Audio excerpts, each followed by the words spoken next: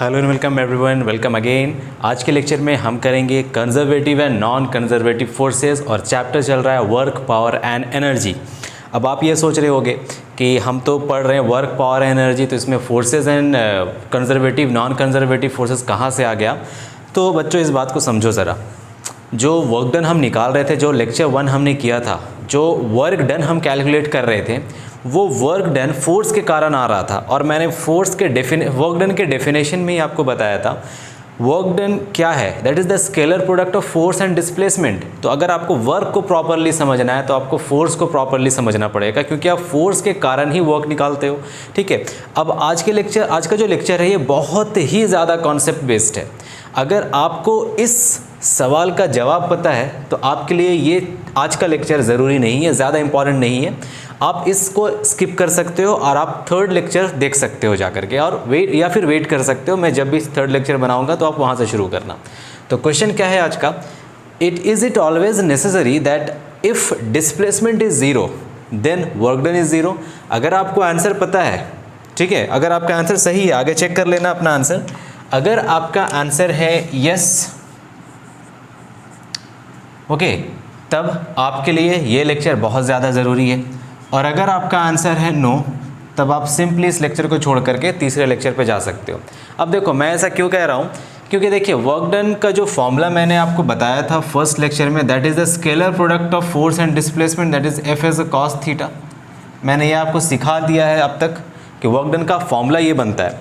अगर अब तुम ध्यान से यहाँ पे देखो तो हमसे क्या पूछ रहा है, अगर डिस्प्लेसमेंट ज़ीरो हो जाए, तो डिस्प्लेसमेंट मतलब तो ये हो गया ना, अगर डिस्प्लेसमेंट ज़ीरो हो जाए तो एफ इंटू डिस्प्लेसमेंट के प्लेस पे ज़ीरो पुट कर दो और यहाँ पे कॉस थीटा, तो क्या वर्क डन ज़ीरो होगा। तो इस केस में तो वर्क डन ज़ीरो आ रहा है ना, इस केस में तो वर्क डन ज़ीरो आ रहा है और आपका आंसर यहाँ से हो जाएगा यस। तो आप इसे टिक कर दोगे, बल्कि ऐसा नहीं है, ये आंसर नहीं होगा, आंसर होगा नो। ऐसा ज़रूरी नहीं कि हमेशा जब वर्क डिस्प्लेसमेंट ज़ीरो हो तो वर्क डन ज़ीरो हो जाए, ऐसा हमेशा ज़रूरी नहीं है। तो आज के लेक्चर में हम यही सीखने वाले हैं। तो ये तो इंट्रोडक्शन था, मैंने आपको बता दिया कि आज हम करने क्या वाले हैं। अब आप देख लो, आपको पता है ये चीज़। तो अब अगर आपका आंसर नो है तो लेक्चर छोड़ दो, आपका आंसर यस था, इसके अकॉर्डिंग आपने ये सब किया, लगा करके वर्क डन ज़ीरो कर दिया। अगर आप किसके अकॉर्डिंग आंसर से ये है, यस है, तो आपका आंसर बच्चों गलत है।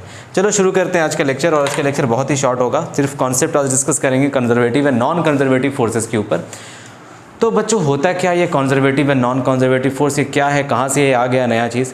तो कंजर्वेटिव फोर्सेस जैसे कि देखिए, अब तक जो हम वर्क डन निकाल रहे थे, हम कभी कभी वर्क डन निकाल रहे थे ग्रेविटेशनल फोर्स के कारण, कभी हम वर्क डन निकाल रहे थे फ्रिक्शनल फोर्स के कारण, कभी हम वर्क डन निकाल रहे थे किसी और एजेंट के कारण। तो ये जो एजेंट्स हैं, फोर्सेस, इनको कैटेगराइज करना बड़ा इंपॉर्टेंट है कि ये किस तरह के फोर्स है, कंजर्वेटिव है या नॉन कंजर्वेटिव फोर्सेस। हम किस फोर्स के बारे में बात कर रहे हैं, किस फोर्स से इसको लेकर हम डील कर रहे हैं। तो आपको बहुत ज़्यादा ज़रूरी हो जाता है आपको समझना। तो हेडिंग लगा देंगे conservative and non conservative forces, conservative and non conservative forces. अब 9th क्लास में होता ये है कि आपको टीचर ये बताता ही नहीं है कि आप जो वर्क डन ज़ीरो निकाल रहे हो वो किस फोर्स के कारण वर्क डन आया है। जब टीचर इस तरह से आपसे बात करता है ना, दैट डिस्प्लेसमेंट इज़ ज़ीरो, तो वर्क डन भी ज़ीरो होता है कि नहीं। अगर टीचर सिर्फ ये कह रहे हैं डिस्प्लेसमेंट ज़ीरो तो वर्क डन ज़ीरो हो जाएगा, या फिर फोर्स ज़ीरो तो वर्क डन ज़ीरो हो जाएगा, तो आप टीचर से पूछो कि किस फोर्स के कारण ये वर्क डन ज़ीरो आप निकाल रहे हो, कौन सा फोर्स है, वो कंजर्वेटिव या नॉन कंजर्वेटिव है। जनरली टीचर्स ये सब डिस्कस नहीं करते क्लास में, स्कूल में।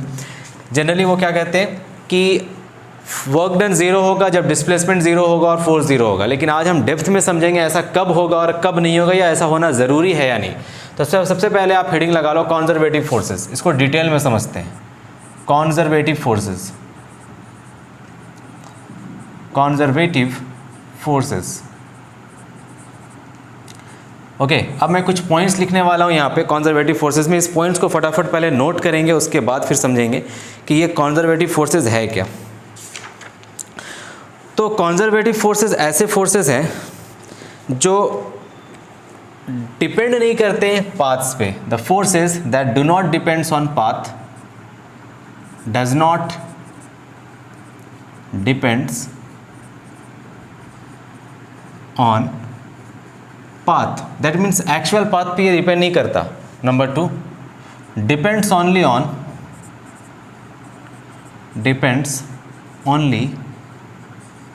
On the initial and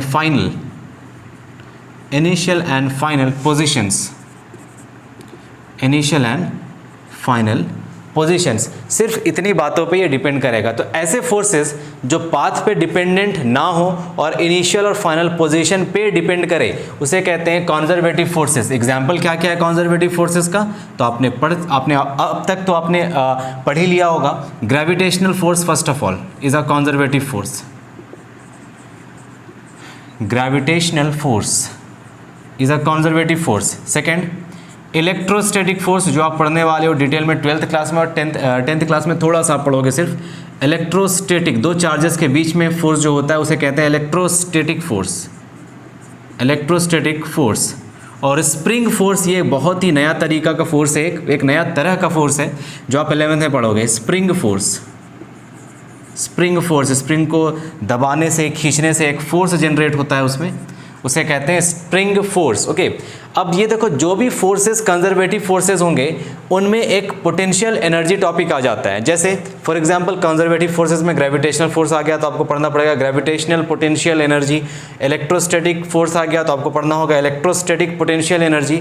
spring force आ गया तो आपको पढ़ना पड़ेगा स्प्रिंग पोटेंशियल एनर्जी। तो ये सब एनर्जीज के बारे में हम डिस्कस करेंगे आने वाले लेक्चर्स में। अभी तो हमारा सिर्फ वर्क डन चल रहा है और फोर्स के बारे में डिस्कस कर रहे हैं, तो आगे मैं आपको बताऊंगा किस तरह से पोटेंशियल एनर्जी आप निकाल सकते हो, होता है क्या, उसका रियल मीनिंग हम समझेंगे। अभी सिर्फ इतना समझो कि ये जो फोर्सेस हैं, ठीक है, इन सारे फोर्सेस को हम कहते हैं कंजर्वेटिव फोर्सेस। मतलब ये कि ये फोर्सेस पाथ पे डिपेंड नहीं करता, ठीक है। वर्क डन इन फोर्सेस के कारण पाथ पे इंडिपेंडेंट है, सिर्फ और सिर्फ इनिशियल और फाइनल पोजीशन पे ही ये डिपेंड करता है। जैसे मान लो तुम्हारे पास एक ऑब्जेक्ट है, यहाँ पे एक एग्जाम्पल ले रहा हूँ मैं आपको समझाने के लिए। एक ऑब्जेक्ट आपके पास यहाँ पे, इसे मान लेते हैं हम initial position of the object. Initial position पे आपने इस ऑब्जेक्ट को उठा करके सीधा सेकेंड पोजीशन पे यहाँ पे रख दिया। दिस इज फाइनल पोजीशन, ठीक है, फाइनल पोजीशन। तो ये हो गया वर्क डन, ठीक है। आपने कुछ फोर्स लगाया, ऑब्जेक्ट शिफ्ट करके फाइनल पोजीशन पे आप ले गए, तो इसे मान लेते हैं work done from this path. W1 is the work done along this path. Okay, ये हो गया एक वर्क डन, यहाँ से निकल जाएगा। अब आपका फ्रेंड क्या करता है? आपका फ्रेंड कुछ दूसरे तरीके से वर्क डन निकालता है। वो इस तरह से ऐसा जाता हुआ इस पाथ को फॉलो करता हुआ इस ऑब्जेक्ट को इस तरह से यहाँ तक लेकर आता है। इसे मान लेते हैं this is work done W2। Okay, second path हो गया ये। पहले तुम ऑब्जेक्ट को सीधे पाथ में यहाँ से यहाँ तक शिफ्ट करते हो, कुछ काम करना पड़ा, उसे हम बोल देते हैं वर्क डन 1 W1। तुम्हारा फ्रेंड क्या किया? तुम्हारा फ्रेंड इस तरह से जाकर फिर इधर घूमता है, फिर इधर जाता है, घूम घाम करके इस पोजीशन पे ले आता है उस ऑब्जेक्ट को फाइनल पोजीशन पे। तो तुम्हारे फ्रेंड ने कितना काम किया? तो हमने देखा work done by your friend is W2।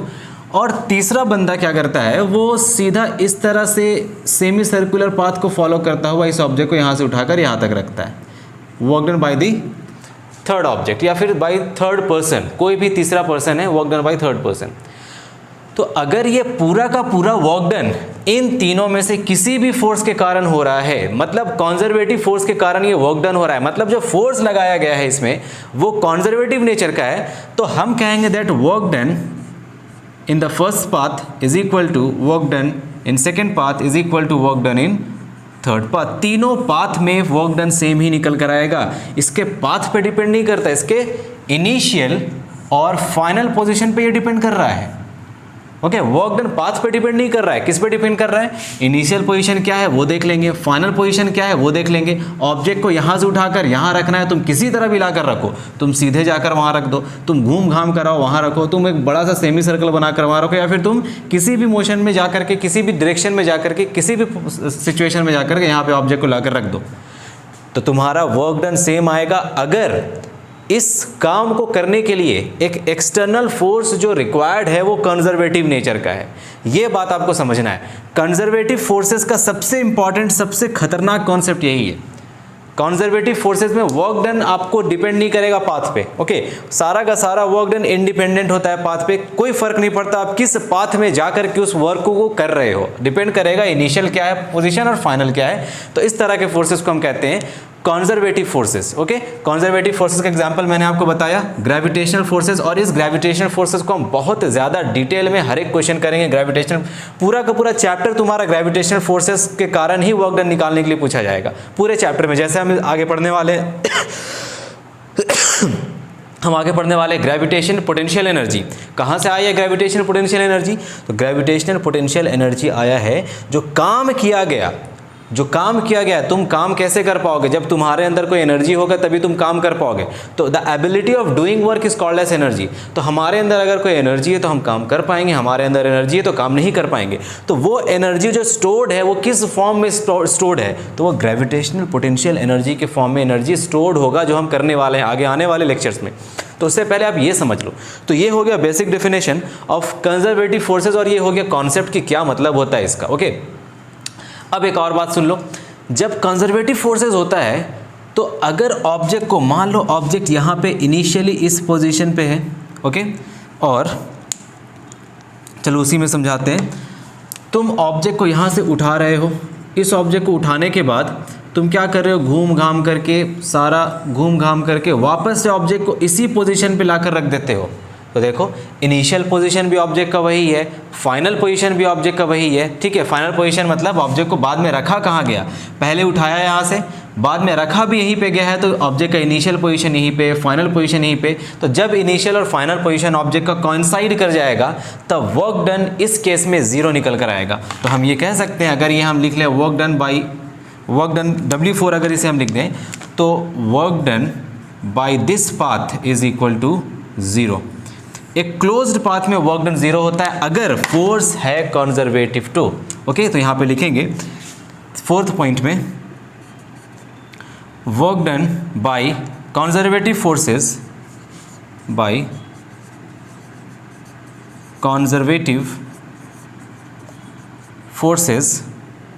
in a complete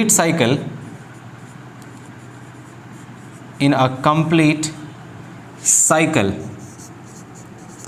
is always zero। बच्चों, ये बहुत इंपॉर्टेंट कॉन्सेप्ट है। ये बात आपको जनरली स्कूल में नहीं बताया जाता है, इसीलिए मैं आपसे रिक्वेस्ट करूंगा हर एक बात को नोट डाल करके प्रॉपरली लिखो। जितना अच्छा हो सके उतना अच्छा नोट्स बनाने की कोशिश करो, क्योंकि ये आपको आगे बहुत हेल्प करने वाला है। ये सब जो बेसिक कॉन्सेप्ट्स, जो बेसिक पॉइंट्स जो बताना चाहिए फिजिक्स में, आज के टाइम पे आपको कोई ये बात नहीं बताएगा। ठीक है, आपसे बहुत अच्छे कोचिंग सेंटर्स बहुत ज़्यादा फीस ले लेंगे। ठीक है, जो पैकेजेस आता है ना उनका 50,000, 60,000, 1 लाख एंड ऑल, तो ये सब उतना फीस ले करके आपको पढ़ाया जाता है ये सारा चीज़। और मैं यहाँ पे आपको जो बता रहा हूँ, आप इसको बहुत ही अच्छे से, प्यार से, ढंग से लिख करके इसको प्रॉपरली समझने की कोशिश करो, क्योंकि ये बहुत इंपॉर्टेंट है। समझ आ गया सब कुछ? तो चलो फिर फर्स्ट पॉइंट से मैं रिवाइज कराता हूँ। सबसे पहली बात, कंजर्वेटिव फोर्सेस में क्या है कि it is not dependent on path पे डिपेंड नहीं करता। ठीक है, डिपेंड किस पे करता है? सिर्फ और सिर्फ इनिशियल और फाइनल पोजीशन पे डिपेंड करता है। तभी तो यहाँ पे जब कंप्लीट साइकिल में हम वर्क डन निकालते हैं बाय कंजर्वेटिव फोर्सेस, तो कंप्लीट साइकिल में 0 हो जाता है, क्योंकि इनिशियल भी वहीं पे, फाइनल भी वहीं पे हो जाता है। तो वर्क डन क्या होगा? कुछ भी नहीं होगा। ठीक है, तो इस तरह से थर्ड पॉइंट हो जाएगा यहाँ पे। ये तो एग्जाम्पल था। आपका थर्ड पॉइंट यहाँ पे बन जाएगा, work done by conservative force या forces, conservative forces in a complete cycle is always 0। देखो, जैसे ये वर्क डन फोर्थ पाथ को फॉलो करते हुए अगर हम वर्क डन निकालते हैं बाय कंजर्वेटिव फोर्सेस तो आएगा आंसर 0। अब जो मैंने आपसे क्वेश्चन पूछा था कि क्या ऐसा हमेशा ज़रूरी है कि अगर डिस्प्लेसमेंट 0 हो तो वर्क डन भी 0 होगा? इसका आंसर आप धीरे धीरे उस आंसर पे आ रहे होगे। ऐसा ज़रूरी है या नहीं, अब आपको समझ आ रहा होगा। तो डिस्प्लेसमेंट पे वर्क डन डिपेंड नहीं कर रहा है। वर्क डन किस पे डिपेंड कर रहा है? फोर्सेस पे डिपेंड कर रहा है, किस फोर्स के कारण वो वर्क डन हो रहा है। अगर वो कंजर्वेटिव फोर्स है या अगर वो कंजर्वेटिव फोर्सेस है तो वर्क डन कुछ और होगा, नॉन कंजर्वेटिव फोर्सेस है तो वर्क डन कुछ और होगा। अब ये जरा समझ लेते हैं इसको, नॉन कंजर्वेटिव के केस में क्या क्या हो जाएगा। अब नॉन कंजर्वेटिव क्या होगा? इसका जस्ट अपोजिट हो जाएगा। नॉन कंजर्वेटिव मतलब क्या? अब अगर अच्छा एक मिनट और एक पॉइंट इसमें और डिस्कस कर लेता हूं मैं आपको। एक प्रूफ मैं आपको दिखा देता हूं किस तरह से work done by conservative forces अगर हम कंप्लीट साइकिल में निकालते हैं तो 0 किस तरह आता है। अब देखो मैं आपको प्रूफ करता हूं। रब करूं मैं इसे?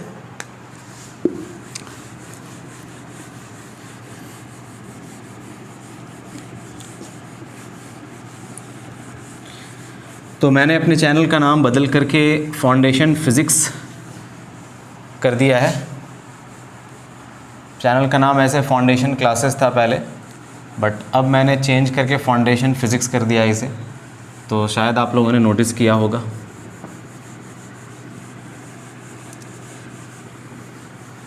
तो ये हो गया, एग्जाम्पल डिस्कस करेंगे। चलो एक प्रूफ देख लेते हैं किस तरह से ये हो रहा है। ये ग्राउंड है, ओके। ग्राउंड पे हमारे पास एक ऑब्जेक्ट रखा हुआ है ऑफ मास m। ये मास m का एक ऑब्जेक्ट है। इस ऑब्जेक्ट को हम एक हाइट पे ऊपर ले जाते हैं। मान लो इस हाइट पे ले गए, इस हाइट पे ऑब्जेक्ट को ले जाया गया मास m, और इसे कितने हाइट पे ले जाया गया वो भी लिख लेते हैं, हाइट है h, ओके। तो इसको उठाने के लिए एक फोर्स लगाना पड़ा होगा, हाँ या ना। या फिर तुम इस तरह समझो, ऑब्जेक्ट जब उठाया गया ऑब्जेक्ट को, तो वर्क डन दो कारण से हम निकाल सकते हैं। Work done by the external force हम ये निकाल सकते हैं, या फिर work done by gravitational force, okay. तो हम क्योंकि कंजर्वेटिव फोर्सेस के बारे में पढ़ रहे हैं और work done by conservative forces हम देखने वाले हैं, तो सिर्फ और सिर्फ हम इसे कंजर्वेटिव फोर्सेस के केस में निकालेंगे। तो इसके ऊपर फोर्स लगेगा नीचे की तरफ, ठीक है। ये फोर्स मान लेते हैं F, which is gravitational force, Fg, okay. Gravitational force, work done क्या होगा देखो, सबसे पहले इस केस में, case number 1, work done by gravitation is equal to force into displacement, यही होता है, फोर्स इनटू डिस्प्लेसमेंट। अब आप देखो, फोर्स इनटू डिस्प्लेसमेंट, फोर्स क्या है, फोर्स है Fg, isn't it, into displacement क्या है, ऑब्जेक्ट को ऊपर उठाया जा रहा है तो डिस्प्लेसमेंट हो जाएगा h, ठीक है। अब Fg कितना है, फोर्स कितना है, फोर्स हमें पता है mass into acceleration due to gravity होता है। ये force is mass into acceleration due to gravity. Fg क्या है, ये ग्रेविटेशनल फोर्स क्या है, ये वेट ऑफ द ऑब्जेक्ट है ना। वेट हम निकालते हैं किस तरह से, mass into acceleration due to gravity, and height is h। अच्छा, यहाँ साइन कन्वेंशन हम देख लेते हैं। हम नीचे का साइन कन्वेंशन मान लेते हैं नेगेटिव, और ऊपर का साइन कन्वेंशन ले लेते हैं पॉजिटिव। तो अब ये देखो, ये डिस्प्लेसमेंट नीचे से ऊपर की तरफ है, नीचे से ऊपर की तरफ, तो डिस्प्लेसमेंट पॉजिटिव हो गया। अच्छा, ग्रेविटेशनल फोर्स जो g है वो नीचे की तरफ एक्ट कर रहा है, तो ये g के प्लेस में माइनस जी लगाएंगे, यहाँ पे आगे लिख देंगे माइनस जी, तो हो जाएगा माइनस mgh। तो इतना वर्क डन हुआ जब ऑब्जेक्ट को नीचे से ऊपर ले जाया गया, तब एरो देखो नीचे से ऊपर ले जाया जा रहा है, तब इतना वर्क डन हुआ। अब हम इसी ऑब्जेक्ट को ऊपर से फिर नीचे लेकर आते हैं, ऊपर से हम इसे नीचे की तरफ लेकर आते हैं ग्राउंड पे। ऑब्जेक्ट का मास अगेन m, ठीक है, अगेन m, ऑब्जेक्ट को ऊपर से नीचे हाइट h नीचे ले आया गया, केस नंबर 2। तो what is the work done by gravity, we know that work done by gravity is F into S, force into displacement. So force into displacement, force क्या है यहाँ पे, ग्रेविटेशनल फोर्स, मतलब यहाँ पे mg, mass into acceleration due to gravity, ठीक है। Acceleration due to gravity नीचे की तरफ, तो नेगेटिव ऑफ g हो जाएगा ये, इंटू डिस्प्लेसमेंट भी नीचे की तरफ, तो negative of h, that is minus minus plus mgh। देखो, work done by first path, इसको work done due to gravity by first path हम ले लेते हैं, work done by gravity by in second path. First path में work done आया minus mgh, और second part में वर्क डन आया mgh। टोटल वर्क डन कितना हुआ वो निकाल लेते हैं। Total work done by gravitational force, gravitational force आपको याद है ना, ग्रेविटेशनल फोर्स एक कंजर्वेटिव फोर्सेस है। तो अब देखो टोटल वर्क डन कितना आया, टोटल वर्क डन मतलब work done in the first path plus work done in the second path. तो वर्क डन फर्स्ट पाथ में आया था माइनस mgh, तो यहाँ लिखेंगे माइनस mgh प्लस, यहाँ पे आएगा minus mgh, sorry plus mgh, minus mgh plus mgh cut गया, जीरो आ गया। समझ आ रहा है बात। तो ऑब्जेक्ट को इनिशियल पोजीशन से यहाँ से उठाया गया, ऊपर ले जाया गया, वापस से इसी पोजीशन पे ऑब्जेक्ट को लाकर रख दिया गया। देखो, पहले नीचे से ऊपर ले जाया गया, फिर वापस ऊपर से नीचे ले आया गया, तो ऑब्जेक्ट जहाँ पे था फाइनली वहीं पे आ गया। तो एक कंप्लीट साइकिल बन रहा है कि नहीं, ऑब्जेक्ट उठाया गया इस तरह से और वापस उसी पोजीशन पे ले आया गया। तो इनिशियल पोजीशन और फाइनल पोजीशन ऑब्जेक्ट का कोइंसाइड कर रहा है। कंप्लीट साइकिल में work done by conservative forces कितना आ जाएगा, जीरो आ जाएगा। तो ये इसका सिंपल प्रूफ हो गया। बात समझ आ गई? ओके, आई होप ये क्लियर हो गया होगा आपको कंजर्वेटिव फोर्सेस कारण। तो यहाँ पे आपको लिखना ये है दैट कंजर्वेटिव फोर्सेस में जो मैंने आपको स्टेटमेंट बताया वो उस स्टेटमेंट को आपको याद रखना है। पहला पॉइंट, कंजर्वेटिव फोर्सेस पाथ पे डिपेंड नहीं करता। Work done by conservative forces is independent on its path. किस पे डिपेंड करता है? इनिशियल और फाइनल पोजीशन पे डिपेंड करता है। तीसरी बात है कि कंप्लीट साइकिल में अगर हम वर्क डन निकालेंगे बाय कंजर्वेटिव फोर्सेस तो वो आ जाएगा 0। कोई फर्क नहीं पड़ता, आप इसको किसी भी पाथ से लेकर जाओ ऊपर, कोई फर्क नहीं पड़ता। अगर वो कंप्लीट साइकिल बना रहा है, मतलब इनिशियल और फाइनल पोजीशन कोइंसाइड कर रहा है, ऊपर से नीचे से ऊपर लेकर गए, फिर ऊपर से नीचे लेकर आए, कितना काम किया? 0 काम। कौन? Gravitational force. समझ आ रहा है? एक्सटर्नल एजेंट का नाम यहाँ पे मत लेना, ग्रेविटेशनल फोर्स के कारण आप निकाल रहे हो। तो ये सारी बातें हैं। चलिए अब देख लेते हैं नॉन कंजर्वेटिव फोर्सेस के ऊपर। तो हेडिंग लगाएंगे non conservative forces.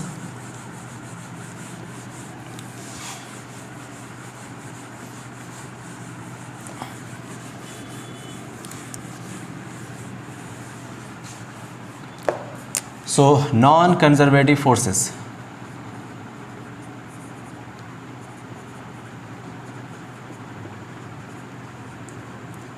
Non-conservative forces. अब ये नॉन कंजर्वेटिव फोर्सेस है क्या? ऐसे फोर्स जो कंजर्वेटिव नहीं है उन्हें कहेंगे नॉन कंजर्वेटिव फोर्स। सिंपल सा स्टेटमेंट लिखेंगे, the forces that are not conservative are called non conservative. मतलब क्या हुआ कि ये जो नॉन कंजर्वेटिव फोर्स है, they do not depends on initial and final point, does not depends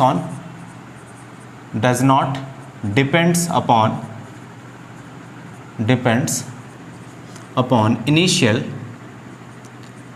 and final position,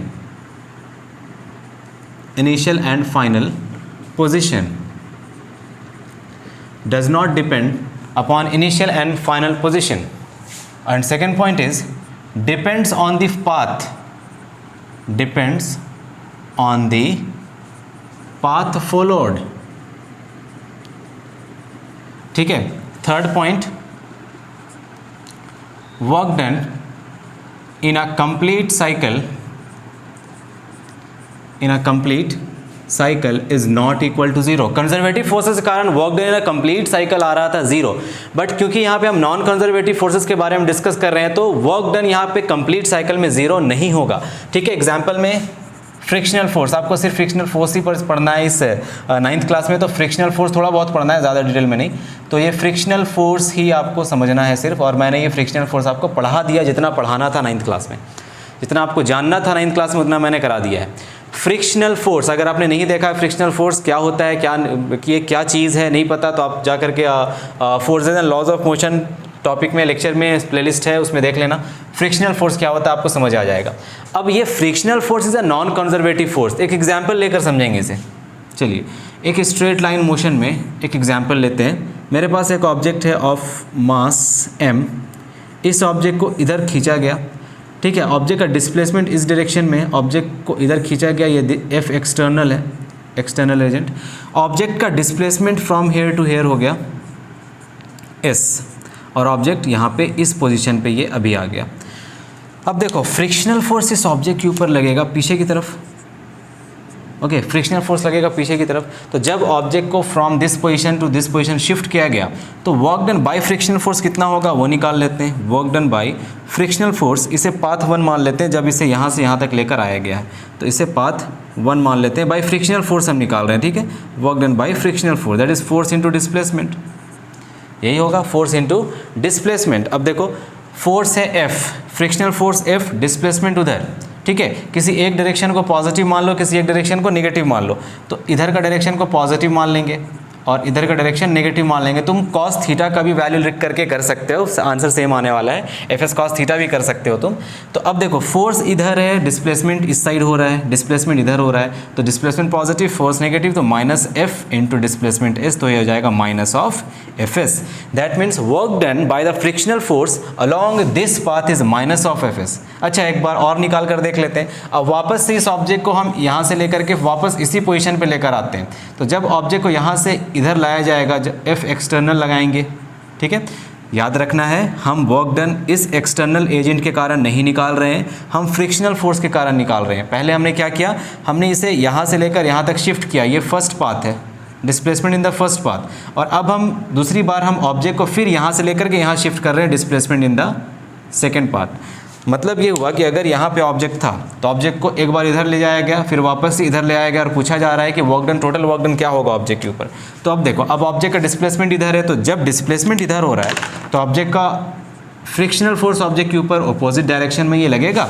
अब अगेन हम देखेंगे work done in the second path by frictional force is equal to, frictional force के कारण second path में क्या work done हो रहा है, तो force into displacement. Again force क्या है, फोर्स है फोर्स है एफ, अब फोर्स पॉजिटिव डायरेक्शन में फ्रिक्शनल फोर्स इनटू डिस्प्लेसमेंट अब नेगेटिव डायरेक्शन में हो रहा है, तो माइनस ऑफ एस, तो ये हो गया माइनस ऑफ एफ एस। अब देखो हम टोटल वर्क डन निकालेंगे, total work done by frictional force, total work done by frictional force is equal to work done first path plus work done second path. तो work done first path में frictional force ने कितना काम किया, minus of F S plus of minus of F S, minus F S minus 2 and this is not equal to 0। दिख रहा है आपको? अच्छा, यहाँ पे डिस्प्लेसमेंट 0 है कि नहीं, डिस्प्लेसमेंट 0 है, ऑब्जेक्ट को तुम इधर ले जा करके वापस इधर ले आ रहे हो, है ना, तो टोटल डिस्प्लेसमेंट तो ऑब्जेक्ट का 0 हुआ ना। अगर कंप्लीट हम देखें तो पूरे कंप्लीट सिनेरियो को देखो तो ऑब्जेक्ट इधर रखा हुआ था, तुम इधर ले जा करके वापस ऑब्जेक्ट को इधर ही लेकर आ रहे हो, डिस्प्लेसमेंट क्या हुआ, 0 हुआ। ठीक है, कंप्लीट पाथ हम देख रहे हैं, टोटल वर्क डन निकाल रहे हैं, मतलब पाथ 1 और पाथ 2 को ऐड करके, दोनों पाथ को ऐड करके, तो टोटल डिस्प्लेसमेंट 0 आ रहा है, बट टोटल वर्क डन 0 नहीं आ रहा है। दिख रहा है आपको? टोटल वर्क डन 0 नहीं है। तो वर्क डन 0 तभी होगा, टोटल वर्क डन 0 तभी होगा जब वो वर्क कंजर्वेटिव फोर्स के कारण हो रहा है, तो ठीक है, तब जाकर के टोटल वर्क डन 0 होगा। लेकिन यहाँ पे देखो, यहाँ पे डिस्प्लेसमेंट 0 है, टोटल वर्क डन 0 आना चाहिए था, बट आ नहीं रहा है, आ रहा है माइनस ऑफ 2fs। क्यों? क्योंकि ये जो फ्रिक्शनल फोर्स है, जिस फोर्स के कारण हम वर्क डन निकाल रहे हैं, वो फोर्स है नॉन कंजर्वेटिव, फ्रिक्शनल फोर्स है वो, ये फोर्स है फ्रिक्शनल फोर्स। तो फ्रिक्शनल फोर्स के कारण कंप्लीट साइकिल में वर्क डन 0 नहीं होता है। यही बात मैं आपको समझा रहा था। फटाफट कॉपी करेंगे, हरी अप। तो बच्चों अब आपको समझ आ गया होगा मैं क्या समझा रहा हूँ आपको, कंजर्वेटिव फोर्स और नॉन कंजर्वेटिव फोर्स। अब आप आंसर दे सकते हो, अगर डिस्प्लेसमेंट 0 है तो क्या ऐसा हमेशा ज़रूरी है कि वर्क डन भी 0 आएगा? आंसर है नहीं, ऐसा तभी ज़रूरी है जब work done by conservative force हम निकाल रहे हैं तो। क्योंकि देखो, नॉन कंजर्वेटिव फोर्स में work done, total work done 0 नहीं आता है, जबकि यहाँ पे डिस्प्लेसमेंट 0 है, total displacement is 0, total displacement in the entire journey, मतलब ऑब्जेक्ट को फ्रॉम हेयर टू हेयर, यहाँ से यहाँ लेकर यहाँ से यहाँ लाया गया, फिर ऑब्जेक्ट को यहाँ से वापस इसी पोजीशन पे लाया गया, total displacement is 0, but work done कितना आ रहा है bye frictional force, that is minus of 2fs। तो अगर आपसे ये कोई पूछे, कोई भी टीचर आपसे ये बोले कि वर्क डन 0 होगा जब डिस्प्लेसमेंट 0 होगा, तो आप अपने टीचर्स को बोलना कि ऐसा तभी होगा जब फोर्स कंजर्वेटिव है। नॉन कंजर्वेटिव के केस में work done, total work done 0 नहीं आएगा। ठीक है, तो आई होप आपने ये समझ लिया है अब तक। ठीक है, तो कंजर्वेटिव फोर्स और नॉन कंजर्वेटिव फोर्स आप समझ चुके हो। अब ये पाथ पे डिपेंड करेगा, इनिशियल पॉइंट पे डिपेंड नहीं करेगा। मतलब ये कि अगर ऑब्जेक्ट को आपको लेकर जाना है इस पॉइंट से इस पॉइंट तक, तो आप किस पाथ से जा रहे हो, फर्स्ट पाथ फॉलो करके निकाल रहे हो work done, second path follow करके निकाल रहे हो वर्क डन, या किसी दूसरे पाथ को फॉलो करते हुए, कुछ इस तरह का पाथ फॉलो करते हुए निकाल रहे हो वर्क डन।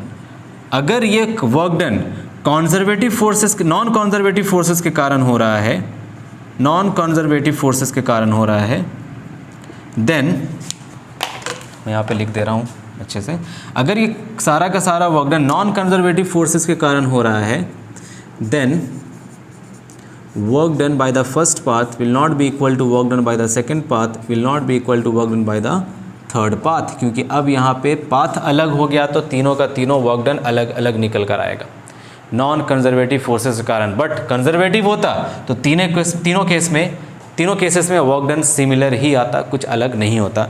तो ये बहुत ही इंपॉर्टेंट कॉन्सेप्ट था डिस्कस करने के लिए before we begin the potential energy concept. Okay, तो नेक्स्ट क्लास में हम करेंगे पोटेंशियल एनर्जी, काइनेटिक एनर्जी। अब वो पोटेंशियल एनर्जी सारा का सारा कंजर्वेटिव फोर्सेस से निकल कर आएगा, क्योंकि हम करने वाले हैं ग्रेविटेशनल पोटेंशियल एनर्जी, जिसे सिर्फ और सिर्फ आपके बुक में नाम दिया गया है पोटेंशियल एनर्जी। ठीक है, ऑब्जेक्ट को किसी हाइट ऊपर ले जाया गया, ऑब्जेक्ट को नीचे से उठाकर किसी हाइट पर रख दिया गया, ऑब्जेक्ट के ऊपर कितना एनर्जी स्टोर हो जाएगा, तो वो हम करने वाले हैं, that is called as gravitational potential energy.